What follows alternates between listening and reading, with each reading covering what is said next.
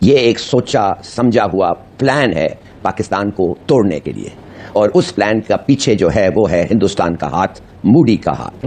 کر سکتے ان کے ایکسٹرنل ایجنڈاز ہیں. یہ باہر کے غیر ملکی دہشت گردی ہے جو پاکستان توڑنے کے لیے کی جا رہی ہے. جب نریندر مودی کہتا ہے کہ آپ کشمیر میں چھیڑ چھاڑ کریں گے تو آپ بلوچستان سے ہاتھ دھو بیٹھیں گے، بلوچستان الگ ہو جائے گا، انڈین پرائم منسٹر آپ کو تھریٹ دے رہا ہے. اس سے آپ اندازہ کیجئے کہ کس سکیل کے اوپر انسرجنسیز کو کہ ہندوستان پھر اٹیک کرے گا، مودی پھر اٹیک کرے گا. مودی، ہندوستان کے مودی ہمارا وہ تو عدو مبین ہے، وہ تو ہمیں کبھی چین سے نہیں چھوڑے گا. دو بڑے بڑے لوگ آج تک مودی کا نام نہیں لے سکتے، اتنی ہمت نہیں ہے ان میں. ہندوستان کا ڈیفنس بجٹ اس وقت 82 ارب ڈالر کا ہے. 82 ارب ڈالر.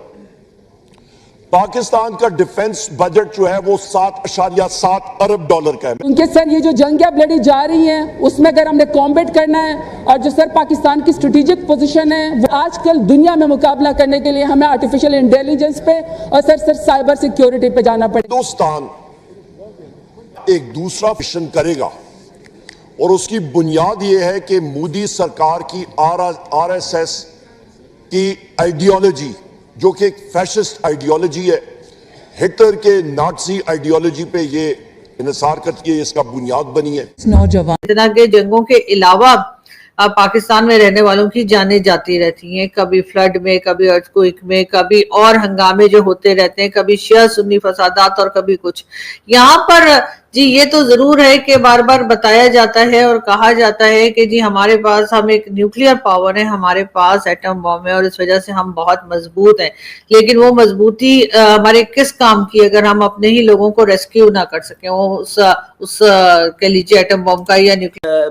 اس کے باوجود یہ ضرور سچ ہے کہ جو پہلگام میں جو اٹیک ہوا، میری نظر میں وہ ظاہر سی بات ہے وہ پاکستان سپانسرڈ ہی تھا اور پاکستان پلانڈ ہی تھا، کیونکہ یہاں پر جتنی بھی جماعتیں یہاں پر کام کر رہی ہیں، جتنی بھی ٹیرورسٹ آرگنائزیشنز ہیں، تو یہ ایک کافی مطلب تھاٹ فل ریسرچ اور پریس اور مختلف انٹرویوز کے ذریعے ہندوستان اس وقت کر کیا رہا ہے، آپ کیپیبلٹیز کو دیکھتے ہیں، ان کی انویسٹمنٹس پہ دیکھتے ہیں.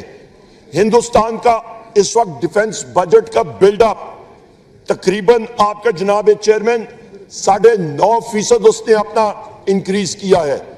اس کی اکانومی بڑی ہے، حجم بڑا ہے، وہ وہاں پہ ڈال رہے پیسے. اور اس پہ جو امپورٹنٹ چیز ہے، آرمڈ فورسز میں ایک چیز کہتے ہیں، اس کو کہتے ہیں ٹیتھ ٹو ٹیل ریشو.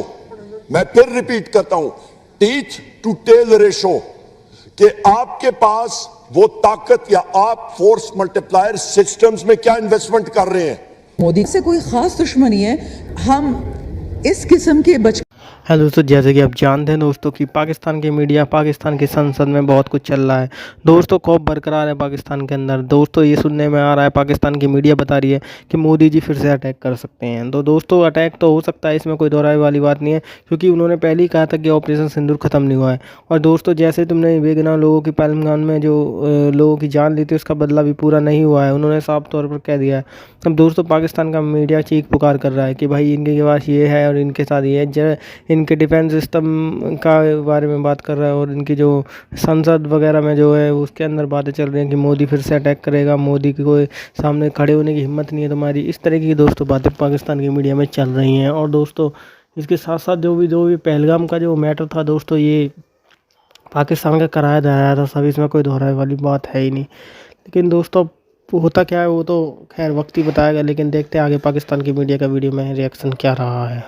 ہیں جتنی بھی ٹیرورسٹ آرگنائزیشنز ہیں، تو یہ ایک کافی مطلب تھاٹ فل ریسرچ اور پریس اور مختلف انٹرویوز کے ذریعے یہ بالکل اچھے طریقے سے یہ ثابت ہو گیا ہے کہ یہ ساری جماعتیں جو ہیں یہ پاکستان ملٹری اسٹیبلشمنٹ سے لنکڈ ہیں، ان کے پیٹرونیج کے انڈر کام کر رہی ہیں. ایک اور وجہ یہ بھی ہے کہ کشمیریوں نے آج تک کبھی بھی ٹورسٹ پہ حملہ نہیں کیا. یہ ایک تو کشمیریوں کے مطلب جینز میں نہیں ہے، کشمیری لوگ بہت مہمان نواز ہیں. دوسری اس کی ایک پریکٹیکل وجہ یہ ہے کہ کشمیریوں کی جو روزمرہ زندگی ہے وہ ٹورزم سے بہت زیادہ جڑی ہے. تو کسی بھی کشمیری کے لیے ٹورسٹ پہ اٹیک کرنا تو کوئی مطلب کوئی سینس کی بات نہیں بنتی ہے. پھر یہ بھی کہا گیا پاکستان کی طرف سے کہ انڈیا کی فالس فلیگ آپریشن تھی. فالس فلیگ کی بات کی. ہاں، اب اس میں دیکھیں ایک بات یہ ہے کہ اگر آپ ہندوستان کی جو ڈسپنسیشن ہے اگر آپ ان کو لے لیں پچھلے 5-6 سال سے، جب سے 2019 آرٹیکل ایبروگیشن ہوا ہے 370 کا، تو ہندوستان نے 2 چیزوں پہ بہت زور دیا ہے، اور وہ ان کی ایک قسم کی یو ایس پی بن گئی تھی کشمیر میں 370 کو ہٹانے کی. ایک کہ ٹیرورزم بہت کم ہو چکا ہے، جیسے کہ پتھراؤ ہوتا تھا، اٹیکس ہوتے تھے، وہ بہت کم ہو چکا ہے. یہ صحیح بات بھی ہے.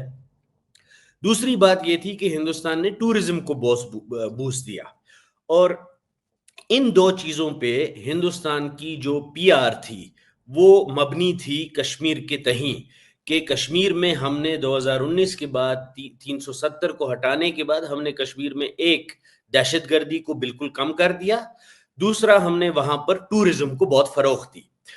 تو جب بھی کوئی فالس فلیگ آپریشن ہوتی ہے تو ہمیں یہ سوچنا چاہیے کہ اس سے ہندوستان کو فائدہ کیا ہوگا. اگر مودی صاحب پچھلے 6 سال سے یہ چلا رہے ہیں کہ کشمیر میں ٹیرورزم ختم ہو گیا اور ٹورزم بڑھ گیا، ان کا تو ایک نعرہ تھا کہ ہم نے ٹیرورزم کو ٹورزم سے کبھی فلڈ میں، کبھی ارتھکوئک میں، کبھی اور ہنگامے جو ہوتے رہتے ہیں، کبھی شیعہ سنی فسادات اور کبھی کچھ. یہاں پر جی یہ تو ضرور ہے کہ بار بار بتایا جاتا ہے اور کہا جاتا ہے کہ جی ہمارے پاس ہم ایک نیوکلیئر پاور ہے، ہمارے پاس ایٹم بم ہے اور اس وجہ سے ہم بہت مضبوط ہیں. لیکن وہ مضبوطی ہمارے کس کام کی اگر ہم اپنے ہی لوگوں کو ریسکیو نہ کر سکیں؟ وہ اس کہہ لیجیے ایٹم بم کا یا نیوکلیئر ویپنز کا کیا فائدہ، جس سے پاکستان اپنے آپ کو مضبوط بتاتا ہے. اگر ہم ہر وقت اسی خوف میں، اسی خطرے میں رہتے ہیں کہ کہیں ایسا نہ ہو کہ کوئی ہم سے ہمارے یہ نیوکلیئر پاور لے لے، یا کوئی ہمارے ایٹم بم اٹھا کے لے جائے، یا ایسا نہ ہو کہ ایران لے لے، ایسا نہ ہو کہ کوئی اور کنٹریز کو لے لے.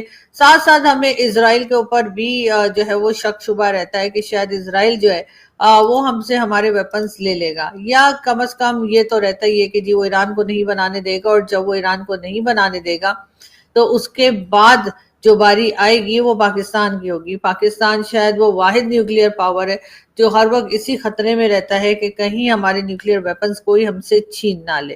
لیکن اس کے ساتھ ساتھ ہم نے یہ بھی دیکھا ہے کہ پاکستان میں خوشحالی نام کی کوئی چیز ہمیں دکھائی نہیں دیتی. ٹھیک ہے، آپ نے نیوکلیئر پاور ہو گئے، بنا لیا، اس سے آپ نے بہت لوگوں کو ڈرا بھی دیا، دھمکا بھی دیا، ساتھ ہی آپ کو یہ بھی ہو گیا کہ پہلی اسلامک اسٹیٹ ہے جس کے پاس نیوکلیئر ویپنز ہیں، اور ظاہر ہے کہ امریکہ کے آشیواد کے بغیر تو ہم یہ نہیں بنا سکتے تھے. جب تک امریکہ کا آشیواد پاکستان کے ساتھ نہ ہوتا پاکستان نیوکلیئر ویپنز نہیں بنا سکتا تھا. لیکن اب ہو گیا نا، اب بنا لیا، اب اس کو سائڈ پہ رکھیے. ویسے بھی کہا جاتا ہے کہ نیوکلیئر ویپنز جو ہیں وہ استعمال کرنے کے لیے نہیں ہوتے، صرف ڈرانے. دوستو جیسے کہ آپ نے دیکھا پاکستان کی میڈیا کا ریئیکشن، دوستو پاکستان کا میڈیا کس پرکار دوستو چیخ رہا ہے. اس کا کہنا ہے کہ بھائی بھارت اٹیک کر سکتا ہے. دوستو اگر بھارت اٹیک کر سکتا ہے تو اس کے پہلے آپ تیاری کر لو بھائی، اگر تمہیں لگ سکتا ہے کہ بھارت اٹیک کرے گا. لیکن دوستو پاکستان کی میڈیا رو رہا ہے کہ بھائی اگر اس بار بھارت نے اٹیک کر دیا تو دوستو یہ نکل نہیں پائیں گے. ہر بار ان کو امریکہ بچانے نہیں آئے گا، اس چیز کو بھی دھیان رکھیں. مودی کے سے معافی مانگے ان سے بڑھیا تو یہی آپشن ہے. ویڈیو اچھا ہے لائک کریں، چینل کو سبسکرائب ضرور کریں.